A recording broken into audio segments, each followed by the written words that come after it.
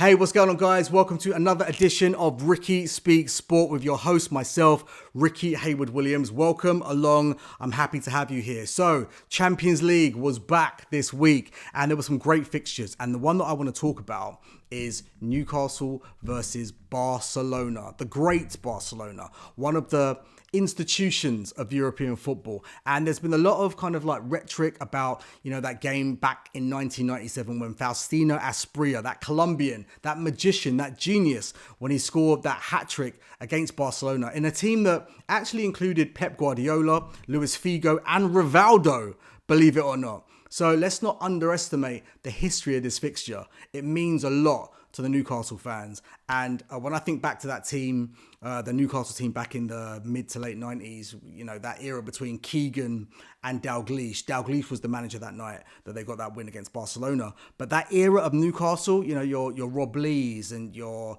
Keith Gillespie's, let's not forget about how good Keith Gillespie was that night as well. So Faustino Asprilla actually gets a lot of credit for getting that hat-trick, obviously. But Keith Gillespie, I miss players like him. I miss wingers like him. Drop of the shoulder, beats his man, goes on the outside, gets to the byline and just whips a crossing for the striker to head or to volley or to tap into the net. I miss that so much in football and in the Premier League and just in football culture in general. Hopefully it will come back. Hopefully there'll be a new breed of players that can go either way, and they're happy on either foot. I digress. But yeah, let's talk about the game last night. So I want to speak about Elanga.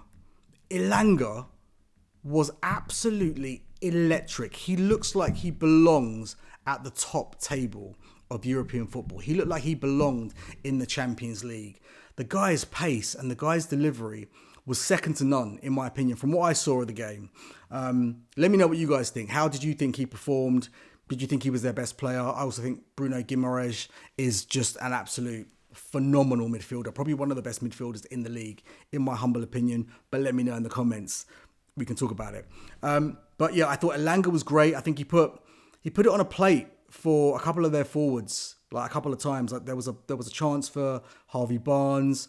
I think there was a chance for Gordon as well. So in my opinion, Newcastle could have been 2-0 up for the majority of that match. And I know that they have Voltemade. He was on the bench. They've got Johan Visser. He's to come in. He's injured at the moment, as we know.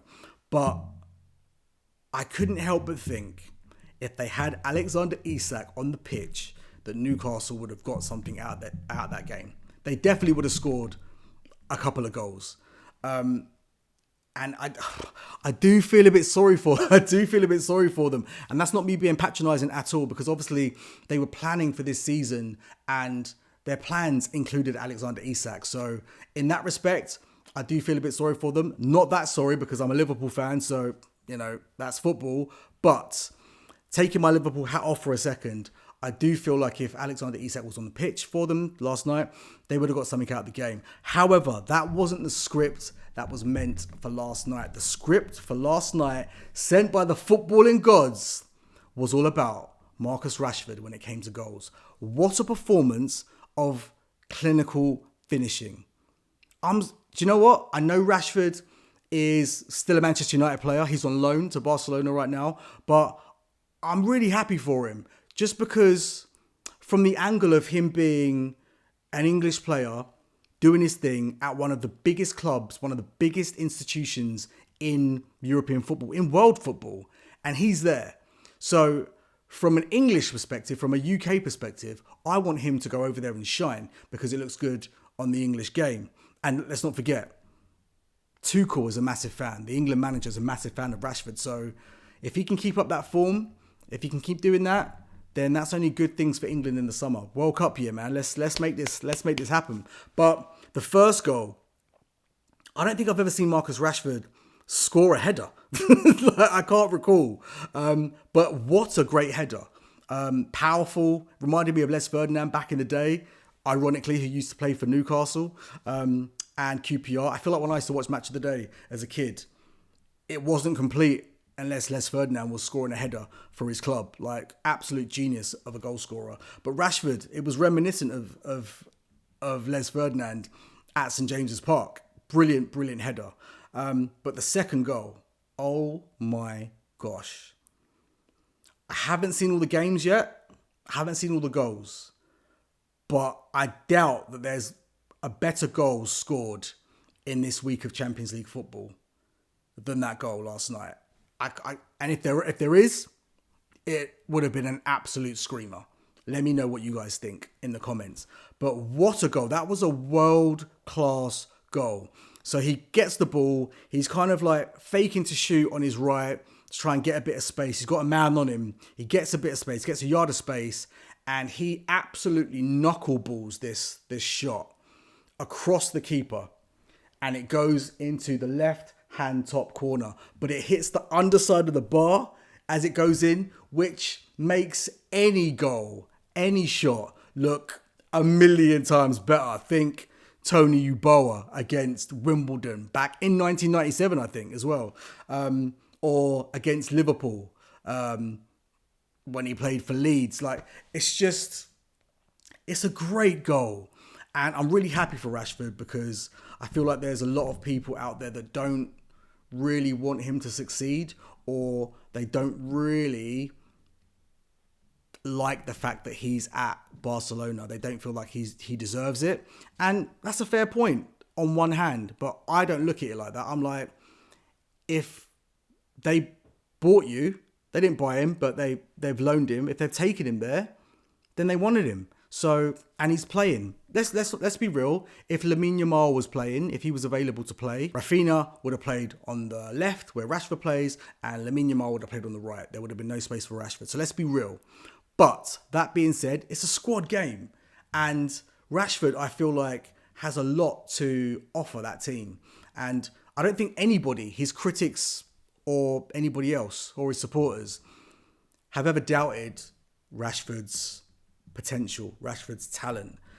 It's just sometimes he hasn't been able to showcase that, or he just hasn't showcased that for one reason or another. What I will say on that quickly is I'd give him a bit of slack, just because I know that, not giving your all is an absolute crime in football. Not giving 100% is an absolute crime.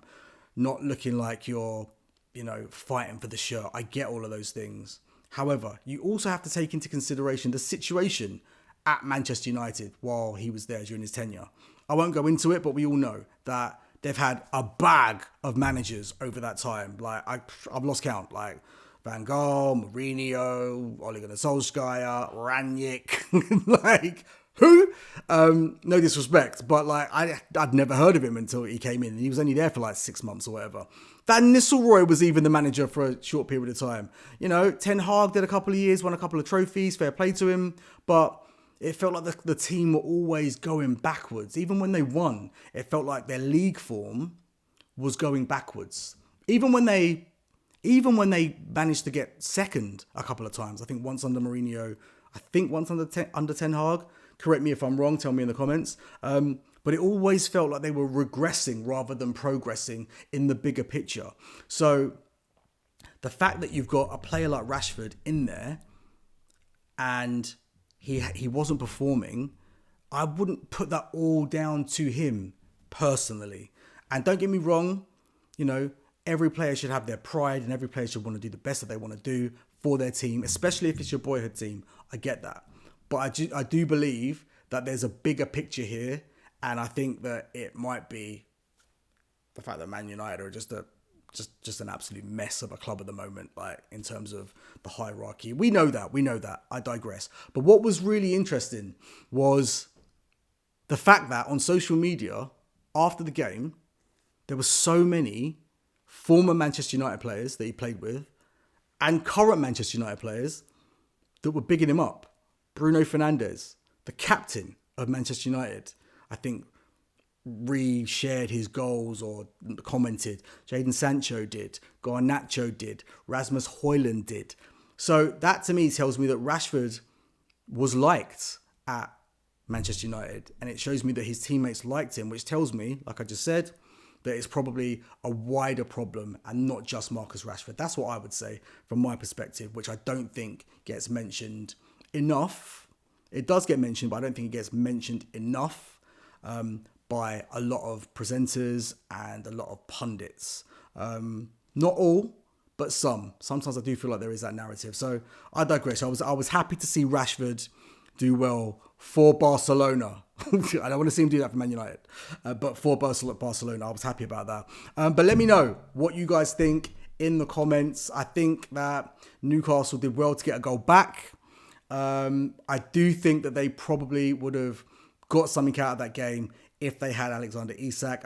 It's not rocket science. He's a top class striker. And maybe even if they started with Voltemada from the get-go and played Gordon on the left and Elanga on the right and just had that focal point, maybe that was the way to go. But let me know what you guys think. It was nice to see Newcastle back in the Champions League. The passion, the noise, the level of energy, it was befitting of a Champions League night. But listen, that has been another episode of Ricky Speaks Sport. I am your host, Ricky Hayward Williams. I will see you guys in the next one. Like, share, subscribe. Get in the game.